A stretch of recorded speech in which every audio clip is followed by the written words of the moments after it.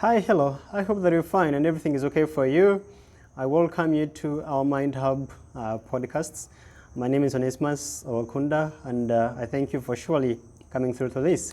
So May every year is Mental Health Awareness Month, and I implore each and every one of us to surely do something to be our brothers and sisters keepers. Do something about mental illness, do something about ideation of suicide, this kind of behaviors, suicidal behaviors among our very own colleagues, family, and friends around us. Be able to spread information about mental illness and how different people can understand the different signs and symptoms that they encounter so that they need to get help. Because if we do this, we are going to be helping each other do better and win in life. Not one person winning, but every one of us winning, because a productive life is what matters here. So I intend that today I probably share a little thing about suicide. We all know that World Health Organization mentions that 800,000 people globally commit suicide every year. And in every one successful case of suicide, there are approximately 20 attempted cases of suicide. So that actually means that if you're losing 800,000 people globally by suicide, then we are having over 800,000 times 20 attempted suicide cases. Now, most of these cases are occurring among young people, our young generation. So suicide has become a very big bug that is eating up a generation of young people. And it actually means that you and I should play a role to save this generation by becoming our brothers and sisters keepers. Now, suicide in my country, Uganda, has recently been on a rise. In 2017, to about 526 cases that were reported in the annual police report. And then the number of cases kept on rising, and of course, COVID-19 has played a big role in springing up or increasing the number of suicide cases occurring, especially among young people. Now, why are young people especially committing suicide? Of course, a number of factors come into play. One, unemployment is one of those key things that is eating up our generation. And of course, our society is, not so rich, not so economically doing well, especially after the COVID-19 season. So unemployment rates in Africa, and maybe to say Uganda particularly, where I'm well versed, is still so high. And then broken family systems, especially during the COVID-19. Surely broken family systems were overly exposed by the pandemic. And that shows that there is lack of parental care, parental love, parental guidance, and a lot of things that young people are doing. So in the end, they remain with no refuge, and they remain on their own. So those two, adding up relationships. A lot of young people commit suicide to relationships. Well, many people say, I can't commit suicide because of someone. But well, no, everyone is a candidate of mental illness, and suicide is one of those things that we can all be candidates to. So you can never write it off. We are all culprits, and we just need to try and be aware of this and continue to draw consciousness towards mutual living within ourselves and an understanding of who we are and our purpose as to why we're here. So even besides that, stress, academic stress, a lot of students, for example, commit suicide over stress. Well, I've had reports of, and maybe read reports in the newspapers about students who have committed suicide, leaving a note behind of, I am committing suicide because of overwhelming stress. Stress is a big problem, and in itself, many people don't know how to deal with stress. And I do want to think that once in a while, try and check back in our previous videos and see how we talk about stress and how how all of us can try and deal with stress. Depression is another factor. During the COVID-19, depression cases went on a rise, and Uganda, my own country, remains among the top 6 countries with high prevalence of depression. And this is another disabling kind of mental illness, where one feels hopeless, unworthy, feel low in mood, and feel they actually have no validity or even big reason to be alive. So in the end, many of these people choose to end their lives because they think this world is not for them, or they feel they have no place here. So all these are big factors that affect how young people cope, and why young people are committing suicide more recently. Poverty, but also stigma around some of these different conditions that people are having. Recently, I think I read a report of over 60 refugees committing suicide in Uganda, and then a lot of times refugees get stigmatized. They actually feel they're being looked at as so vulnerable, and everything they do seems like so vulnerable to them. And so in the end, society starts to look at them like they have no place in locations where they are. And this is the image and the narrative probably they continue to describe to themselves, that is who they are. The stigma sometimes can later translate into a sense of maybe what people say about us is actually who we are, yet in the real picture, that is not who we are, or who refugees are, or someone who is disabled is. There is a bigger picture beyond what we see in the physical, but then we usually stigmatize people around the physical nature, and this is why we get the point wrong.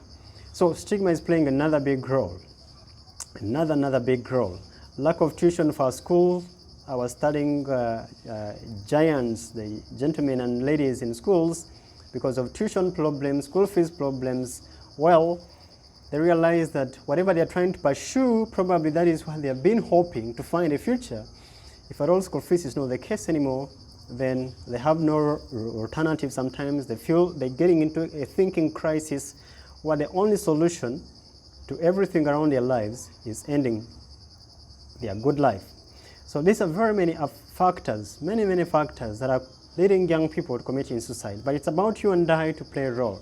Now, how can I know, surely, that I need to help someone that is yet to do suicide or yet to commit suicide? Now, these people begin in phase 1 with suicidal ideation. They first generate an idea. When especially they get into a thinking crisis, it begins with a crisis.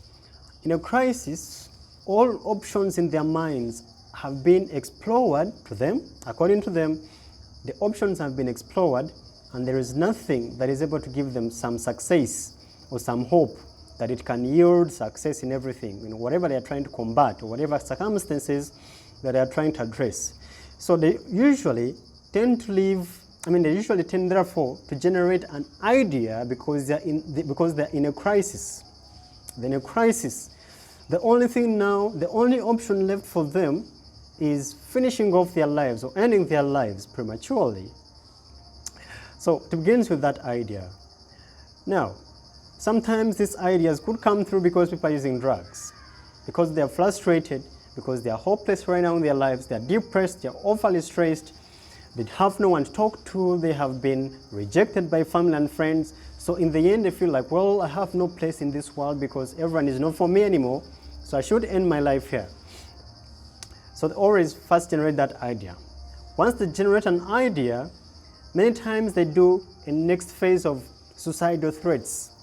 This is when they leave messages behind, or probably get on their social media handles. For our students especially, and for young people, they go on their social media handles and probably write on some information. Please take care of my children when I'm gone.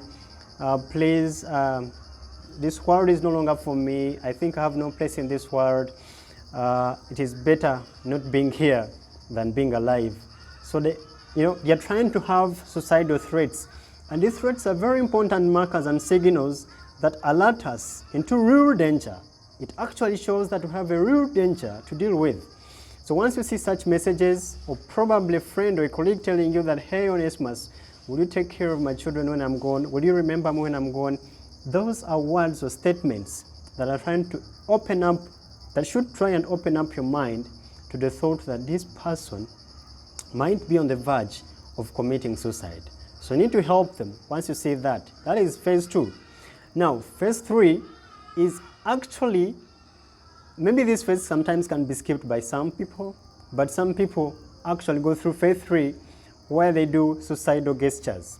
Now, in suicidal gestures, someone actually attempts to do suicide. Probably they make a cut on themselves and maybe they start to bleed, but probably at that time they cut a minor vessel that may not bleed profusely, or probably they do an overdose of a drug. Now, immediately after doing so, they tend to give an alarm, call a friend, call a relative, ring someone and tell them, hey Onesimus, or hey John, or hey my friend, I have cut myself, I need you, I am in this and this location. They are actually trying to show you that I was committing suicide, but I have not done so. But if you don't show up, I am actually going to commit suicide. So this is when we need to step up and go and help such people. Immediately get such a call, please don't write it off. Don't push it away. It's actually genuine. It's genuine need for help that these people need.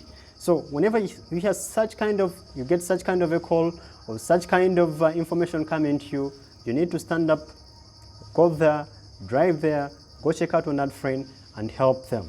Let's be our brothers and sisters keepers. Now, the final phase is actual commitment of suicide, successful suicide or processed suicide.